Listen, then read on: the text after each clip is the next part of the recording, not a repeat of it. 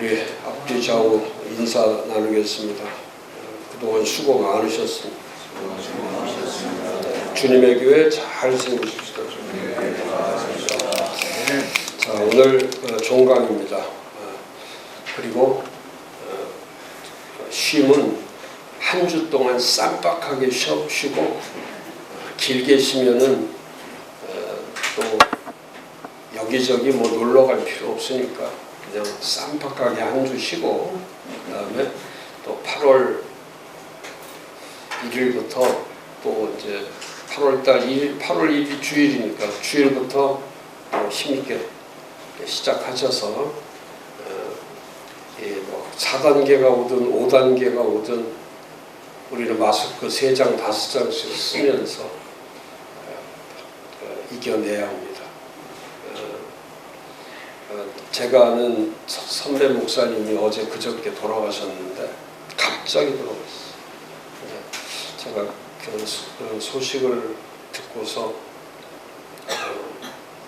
지금은 참 조심할 때다 이제 그런 생각을 많이 합니다. 어쨌든 간에 작년 1월부터 쉬지 않고 저희들이 쭉 달려와서 이제 오늘 이렇게 유종의 미로 마무리하게 하신 하나님 앞에 모든 영광을 올려드리고 오늘 마지막 강의는 정말 하나님이 기뻐하시는 그 76페이지 밑에서 5번째 줄 코로나19로 인한 최대의 충격은 교회 활동이 마비되고 또 목회의 7기둥이 무너지는 것이다. 그렇죠? 이제 교회의 본질이라고 할 수 있는 이제 교회 자체가 마비가 되고 뭐 이게 지금 현실로 그대로 드러나는 거죠. 교회가 마비가 되고 뭐 할 수 없죠. 그 다음에 이제 목회의 7기둥, 그렇죠. 목회를 그 교회를 지탱해주는 이 기둥이 무너지는 거예요. 그러니까 오늘 이 기둥이 무너지면 교회는 교회의 역할을 할 수 없는 거예요. 이 기둥이 잘 세워져 있어야 이제 교회가 되는 건데 이 7가지 기둥이 다 무너지는 거는 원인은 뭘까? 거기 밑에 있는 것처럼 준비되지 않은, 그래서 오히려 이런 코로나19 때는 이제 교회의 틀을 다시 만들어주는 이 체계적 교회, 그렇죠? 체계적 교회를 세워야 됩니다. 이 체계적 교회라는 것은 신학적 교회를 얘기합니다. 신학화됩니다. 그 팀 켈러가 그런 말 했죠. 비전의 신학화. 그러니까 신학이라는 게 뭡니까? 신학이라는 거는 모든 물음에 답을 하는 걸 신학이라고 합니다. 테올로지는 모든 질문에 답을 하는 거죠. 근데 모든 질문에 답을 할 때 그 질문에 답하는 가장 중요한 텍스트가 성경을 얘기하는 거예요. 성경으로 답을 하는 거예요. 근데 지금 교회가 기둥이 무너지는 이유 중에서 가장 큰 것이 지금 오늘의 교회는 성경으로 답을 하는 게 아니라 성경으로 답을 줘야 되는데 그 성경으로 답하기보다 사람이 답을 하려고 하기 때문에 이게 문제가 되는 거죠. 그러니까 왜 체계가 무너집니까? 언제나 성경으로 답을 하면 체계가 무너지지 않죠. 성경으로 답을 하면 교회는 무너지지 않아요. 성경으로 답을 하면 믿음은 무너지지 않아요. 그럼 신학화 작업이라는 것은, 체계화 작업이라는 것은 그 성경으로 오직 성경만을 말하는 거구나. 오직 성경만을 가지고 말하는 거예요. 그게 신학이죠. 근데 우리는 지금 목사님들이 답이 되는 말씀을 전하지 않고 답이 되는 교회를 세우지 않고 또 답이 되는 믿음의 길을 가고 있지 않기 때문에 지금 이 혼란한 사태가 계속되는 거예요. 제가 말씀드렸잖아요. 이 세상은 답이 없다고. 이 세상에 나가서는 답을 찾을 수가 없어요. 그리고 지금도 코로나 팬데믹 가운데 답을 찾으려면 정말 이 신학화 작업을 어떻게 할까? 그렇잖아요. 신학이 없으면 답이 없는 거예요. 계속 인간은 질문하는 거예요. 계속 인간은 질문하는 거예요. 코로나 팬데믹이 왜 오나? 사람들은 왜 죽나? 이 땅에 기근이 왜 오는가? 하루에도 수십 번씩 우리가 아침에 일어나면 질문하죠. 오늘 어떤 일이 일어날지, 왜 또 저런 일이 일어날지, 이런 무더위가 왜 오는가? 여러 가지 그 인생 자체는 질문으로 되어 있는 거예요.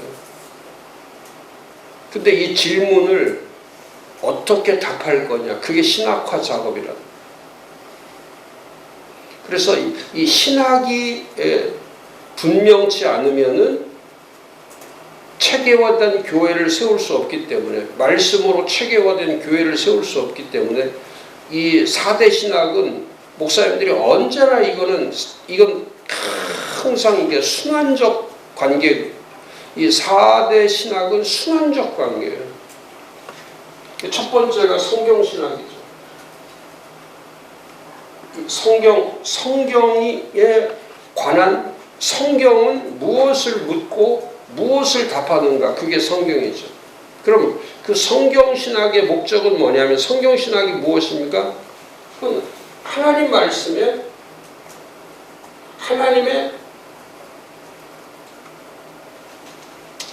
하나님이 말씀을 통해서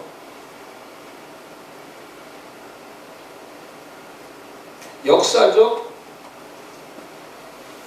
유기적, 역사적이며 유기적으로 계시한 것을 말하는 거예요. 그러니까 성경은 하나님이 어떻게 그분이 말씀하실 때 역사적으로 한 번에, 창세기부터 요한계시록까지 한 번에 다 줘버리는 게 아니고 이 점진적이며 역사적이죠.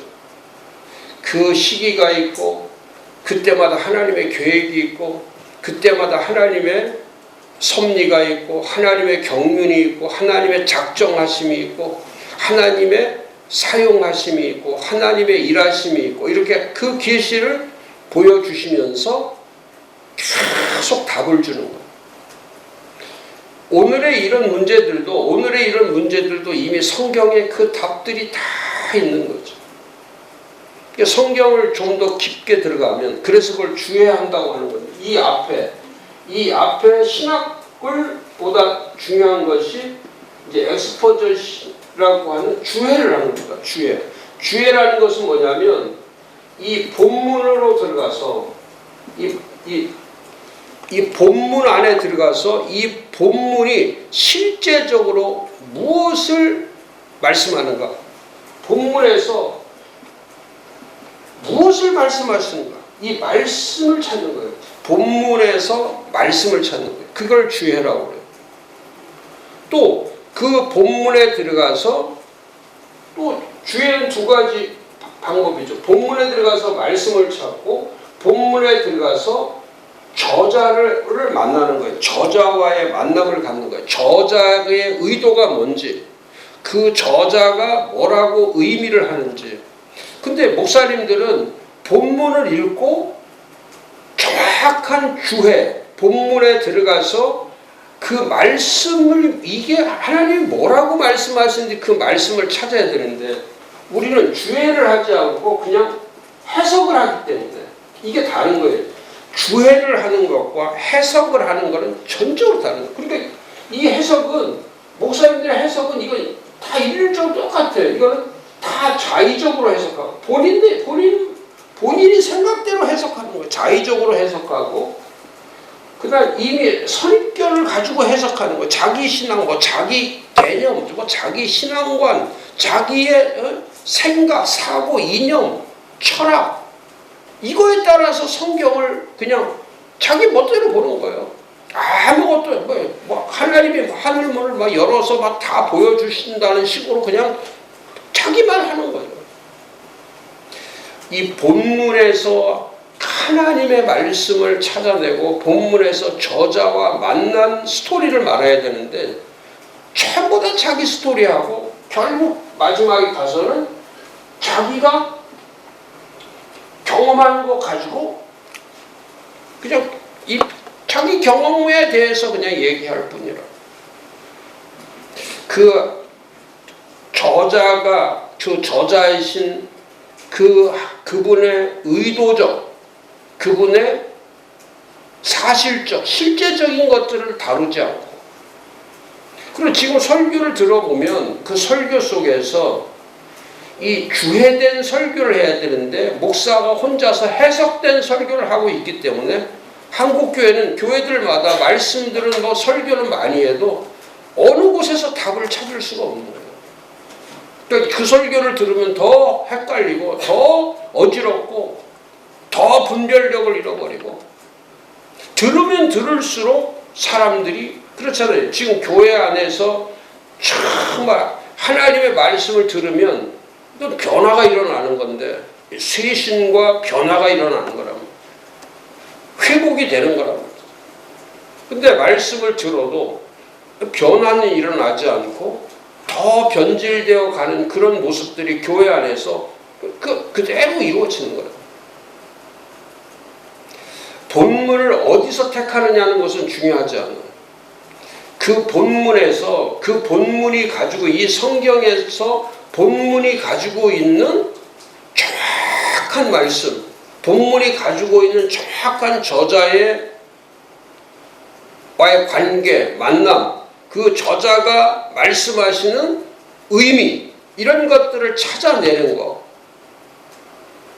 그게 신학화 작업을 하기 전에 먼저 그 본문에 대한 충성도를 가지고 있을 때, 충실함이 있을 때 그 신학이 정상화되는 거예요. 그러니까 성경 신학이 약하다는 것은 본문을 보는 시야가 약하다는 뜻이고, 그러니까 본문 보는 시야가 약하니까 하나님께서 계시하신 그 계시된 말씀의 의미를 그걸 놓쳐버리는 거예요. 그래서 가장 먼저 우리가 신학 작업할 때에 첫 번째 하는 신학이 성경 신학을 하는 거예요. 성경을 보는 거예요. 성경에서 물음과 답을 찾는 거예요. 그게 성경 신학이에요.